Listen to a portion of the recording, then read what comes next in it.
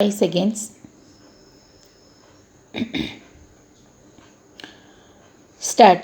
Mr. Speaker, sir, we are considering the appropriation bill with reference to the supplementary grants. I was hoping that at least one honorable member would refer at least to one item in the supplementary grants and make some concrete suggestions, but I was disappointed.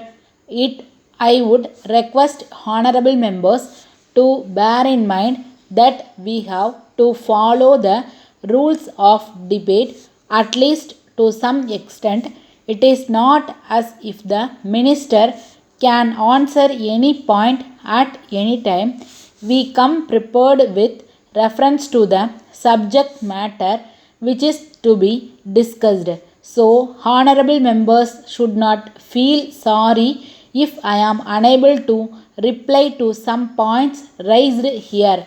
I am grateful to the deputy leader of the opposition for his constructive speech. After all, we are interested in the welfare of the people, and all of us are eager that our country should prosper. We want that the various needs of the people should be met. In the method of doing this, there may be difference of opinion in regard to certain matters, but it should not stand in the way of our cooperating where we agree.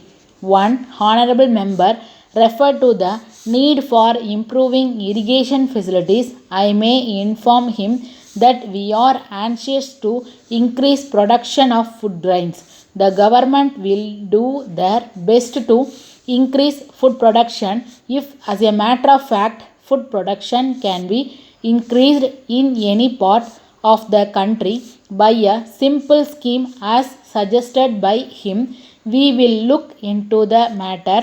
Then, as regards bus transport, he referred to the attitude of the conductors towards passenger. I do not know how far his change is true. I agree that there are certain people not only in transport service but in other walks of life also who are unpleasant to other person, but I may tell the honorable member that if there are bad people in transport service, they should be looked. If he had brought to the notice of the government specific instances, we could have taken action, but he made only a general charge. I now come to the subject of loudspeakers. When one meeting is addressed by one party and another meeting which is held just nearby is addressed by another party, if loudspeakers are installed, it will result in shouting and confusion. It is our intention in permitting the use of loudspeakers that they should cause the least inconvenience to others. It is only with this object in view that the use of loudspeakers is regulated. The government will not stand in the way if meetings are held in a peaceful manner. Subject to this condition, we give full freedom to speech and to write anything in newspapers. We do not object to these things, but some restrictions are necessary to maintain law and order and to see that there is no breach of peace. It is only from that point of view that certain restrictions are imposed, and they are in the interest of the community as a whole. If it is possible to make any relaxation, I shall gladly do it. We do not stand in the way of peaceful propaganda and the propagation of opinion by peaceful method.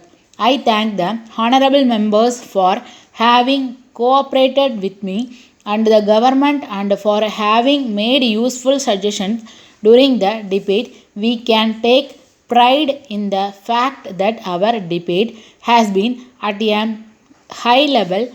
I am sure that any stranger who has watched our proceeding will give a certificate to that effect. Letter from Ganesh Food Stores, Mumbai to the Indian Biscuit Company, Pune. Dear sir, we are very sorry to inform you that we have received a number of complaints from our customer to the effect that on opening the tins of cream biscuits sent by you, they found that the contents were in a very broken condition. In this connection, we may tell you that your consignment of these biscuits was delivered to us on 8th June. As soon as it was received, the boxes containing the tins were opened by our men in our presence, and at that time there were no signs of damage. We therefore assume that when the goods left you, they were already in a damaged state. We can sell these biscuits easily if they are up to the standard, but we think you will agree that their appearance and conditions are also important in the same manner as their taste. So, we are worried about the grievances of our customer. It is our usual practice to supply sound good in exchange for the defective ones which are returned to us by our customers, but in this case we are not able to decide whether we should follow this practice when we think that the substitute goods may not be any better condition. So we shall be pleased if you let us know how you can help us out of our difficulty. Yours faithfully, Stop.